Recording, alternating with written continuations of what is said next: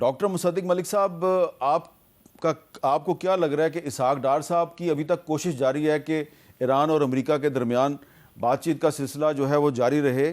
کیا کوئی middle ground ایسی بن سکتی ہے جس پہ کہ دونوں ملک بات چیت کے لیے راضی ہو جائیں؟ دیکھیں، ایک تو میں یہ سمجھتا ہوں کہ پوری آپ تاریخ اٹھا کے دیکھ لیں تو کبھی پاکستان اتنا سینٹر سٹیج نہیں ہوا کسی بھی امن کی کاوش میں، بالخصوص اگر دنیا کی سپر پاورز اس میں انوالوڈ ہوں تو کون پوچھتا ہے کسی کو بھی۔ لیکن پاکستان کی خارجہ پالیسی میں سمجھتا ہوں بے انتہا کامیاب رہی ہے۔ ہم نے اپنے تمام حلیف دوست جو ہیں سب کو ساتھ رکھا ہے، بڑی بڑی دنیا کی جو طاقتیں ہیں انہیں بھی اپنے ساتھ رکھا ہے، اور ایک نیوٹرل سٹانس لیتے ہوئے کم از کم ایک ایسی کریڈیبلٹی اور لیجیٹیمیسی کا حصول ہم نے کر لیا ہے کہ دنیا جب دیکھتی ہے کہ کون لوگ ہیں جو ثالثی میں پارٹیسپیٹ کر سکتے ہیں لیڈ۔ میں اس وجہ سے نہیں کہتا کہ اپنے منہ کیا کہے کوئی کہ ہم لیڈ کر رہے ہیں، لیکن دنیا آپ کے سامنے تمام چیزیں آپ کے سامنے آ رہی ہیں کہ پاکستان کا کیا رول ہے۔ تو پاکستان کو بہت کامیابی ہوئی ہے اس میں۔ وزیر اعظم تقریباً روز ٹیلی فون پر ہوتے ہیں، تقریباً روز، مجھے یہ معلوم ہے، اور روز اس کو ڈائریکٹلی سپروائز کر رہے ہوتے ہیں۔ اسحاق ڈار صاحب جو ہیں انہوں نے شاید ہی کوئی دنیا کا لیڈر ہوگا جس سے کانٹیکٹ نہیں کیا اس کو آگ کو بھڑکنے سے روکنے کے لیے۔ تو ایک تو میں یہ کہنا چاہ رہا ہوں کہ یہ بڑی شاید غالباً پہلی مرتبہ اتنا بڑا رول پاکستان نے پلے کیا۔ اس سے پہلے کہا جاتا ہے کہ چین کے ساتھ جو دوستی امریکہ کی یا تعلقات بنے تھے اس میں بھی پاکستان نے ایک بڑا رول پلے کیا تھا۔ اس کے بعد اب یہ اتنا بڑا رول پلے کر رہے ہیں، مگر اس وقت تو صرف امن کی بات ہو رہی تھی۔ ابھی تو آگ جو بھڑکی ہوئی ہے، جو ہمارے گھر کی دہلیز تک بھی آ گئی ہے قیمتوں کی صورت میں، مہنگائی کی شکل میں، پٹرول کی قیمت کی شکل میں، اس کو بجھانے کی کوشش کی جا رہی ہے۔ تو میں اسحاق ڈار صاحب کو، وزیر اعظم کو، فیلڈ مارشل صاحب، سب کو جو بھی اس پروسیس کو سٹیئر کرتے ہیں، سب کو مبارکباد پیش کرتا ہوں۔ اچھا، اب دوسری بات، سوری میں صرف ایک منٹ دیکھیے، دوسری بات یہ ہے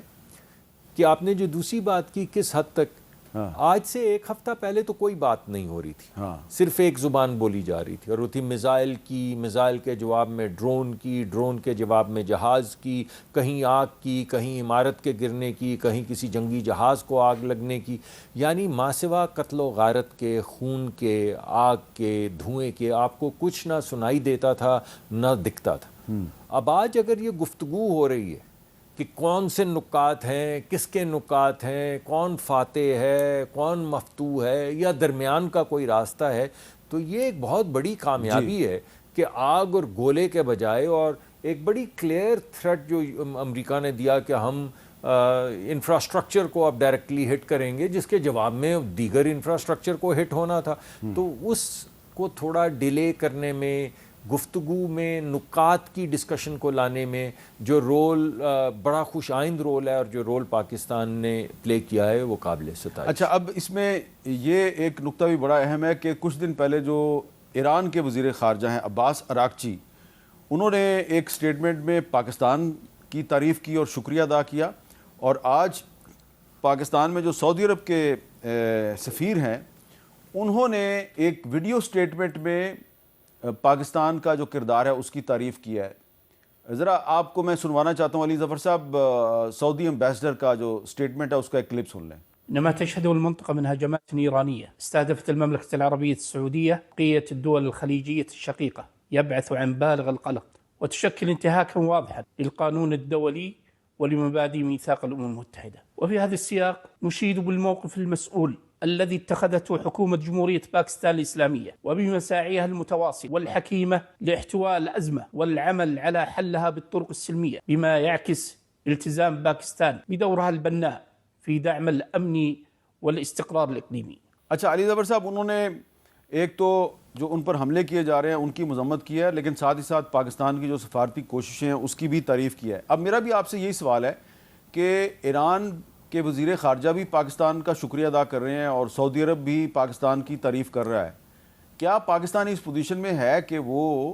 امریکہ اور ایران میں بات چیت شروع کروانے کے لیے دونوں کو کسی کامن گراؤنڈ پہ لے آئے، کوئی ایسے نکات جس پہ کہ بات چیت ہو سکے؟ کیونکہ ابھی تک تو ٹرمپ صاحب جو کہہ رہے ہیں کہ ایران شکست تسلیم کر لے، ایران کہہ رہا ہے ہم شکست تسلیم نہیں کریں گے، ہم آپ کو شکست دیں گے۔ تو آپ کیونکہ انٹرنیشنل لا پہ بھی آپ کی نظر ہے، وہ کون سے ایسے 2-3 پوائنٹس ہیں جس پہ کہ ایران اور امریکہ کی بات چیت شروع ہو سکتی ہے؟ جی دیکھیں، سب سے پہلے تو ایک آپ پاکستانی کی چھوڑ دیں پوزیشن، پاکستان کی کیا پوزیشن ہے، آپ ذرا ایک انسان کے طور پہ سوچیں، اس دنیا کے باشندے کے طور پہ سوچیں، تو اس میں کوئی شک نہیں کہ جو جنگ شروع کی ہے امریکہ نے اور اسرائیل نے ایران کے اوپر، یہ ایک غیر قانونی اور ناجائز جنگ ہے۔ جی بالکل اسی طرح جس طرح جب پولینڈ کے اوپر ہٹلر نے حملہ کیا تھا تو چرچل نے کہا تھا کہ یہ دس از اے ٹریچرس وار، دس از اے امورل اینڈ الیگل وار،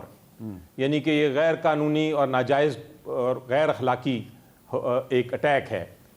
بالکل اسی طرح جس طرح آپ کو یاد ہوگا جب جاپان نے حملہ کیا تھا امریکہ پہ تو امریکہ نے کہا تھا کہ دس از اے ٹریچرس اٹیک، یعنی کہ یہ بدنیتی پہ مبنی ایک حملہ ہے۔ میں یہ سمجھتا ہوں ایک اس دنیا کے باشندے کے طور پہ کہ یہ جو ایران کے اوپر حملہ کیا گیا ہے اسرائیل نے اور یو ایس اے نے، یہ ایک ٹیررسٹ اٹیک ہے قانون کے مطابق۔ اب وہ الگ بات ہے کہ قانون جو ہے اس وقت بین الاقوامی قانون وہ کتنا اس وقت نافذ ہو رہا ہے اس دنیا میں، اس پہ بات کرتے ہیں، لیکن اس میں کوئی شک نہیں کہ یہ غیر قانونی جنگ تھی۔ اب آپ کا سوال یہ تھا کہ اس سچویشن میں جہاں ایک غیر قانونی جنگ چل رہی ہے اور حملہ ہو رہا ہے اور ایک ملک اپنے آپ کو ڈیفینڈ کر رہا ہے، اس میں خواہش کیا ہونی چاہیے سارے ممالک کی اور کیا کوشش ہو سکتی ہے پاکستان کی؟ خواہش تو بڑی سمپل اس کا جواب ہے کہ خواہش سارے ممالک کی یہی ہے کہ جنگ بندی ہو، کیونکہ اس کا امپیکٹ جو ہے، اس کا جو اثر ہے وہ بہت دور تک ہر اکانومی پہ، ہر ملک پہ ہے، نہ صرف پاکستان بلکہ جتنے خطے کے ملک بلکہ یورپ تک اور لیٹن امریکہ تک جتنے ممالک ہیں، افریقہ میں جتنے ممالک ہیں، ان سب پہ اس کا بہت گہرا اثر ہے۔ تو اس لیے جنگ بندی تو ہر ایک کی خواہش ہے۔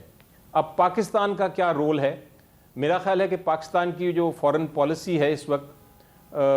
جس پہ اس وقت ہندوستان بھی بڑے ناراض ہے ہمارے سے اور جیلس ہے،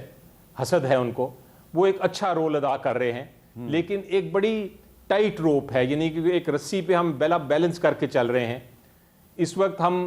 ایک ثالثی کا رول ادا کرنے کی کوشش کر رہے ہیں۔ فی الحال ہمارا رول جو ہے پاکستان کا، مجھے نظر آتا ہے کہ ایک میسنجر کے طور پہ ہے۔ ہاں، ہم ایک ملک کا پیغام دوسرے تک پہنچا رہے ہیں، ابھی تک ہم ثالثی کے رول میں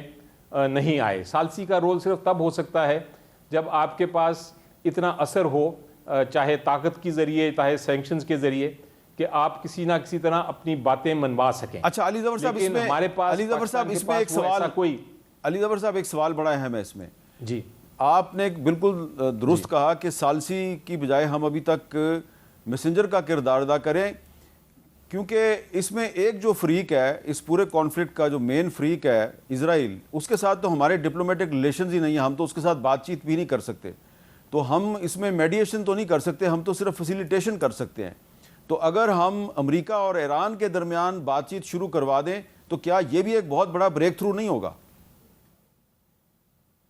جی دیکھیں، یہاں اب جو ہر ایک کو پتہ ہے کہ جو اسرائیل کا مقصد تھا اس جنگ کے لیے اور جو ہے وہ تو یہ ہے کہ وہ ایران کو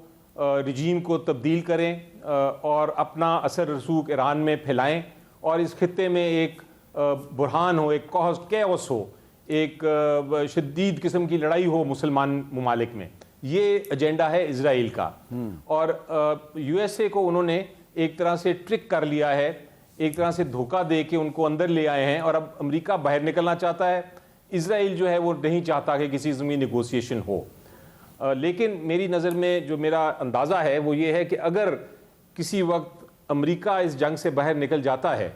اور وہ سمجھوتا کر لیتا ہے تو پھر اسرائیل کے پاس یہ گنجائش نہیں ہوگی کہ وہ یہ جنگ اکیلی لڑ سکے، کیونکہ وہ یہ جنگ لڑ رہا ہے جو اثر رسوخ اور جو طاقت ہے امریکہ کی اس کے بیس پہ۔ تو اس لیے میرا خیال ہے کہ اگر پاکستان یا باقی جو ممالک ہیں وہ کوشش کر کے کسی نہ کسی طرح ایک جنگ بندی تک آ جائیں، اور بے شک لانگ ٹرم اس کی سلوشن جس کا بھی ہم ڈسکس کریں گے کہ کیا ہونی چاہیے، میرا بھی ایک اندازہ ہے جس کو میں ذکر کروں گا، لیکن اگر اس سلوشن تک پہنچ سکیں، اس حل تک پہنچ سکیں، تو میرا خیال ہے کہ پھر اسرائیل آگے نہیں چل سکے گا. اچھا وہ جو آپ کہہ رہے ہیں کہ جنگ بندی سیز فائر تک ہم پہنچ سکتے ہیں,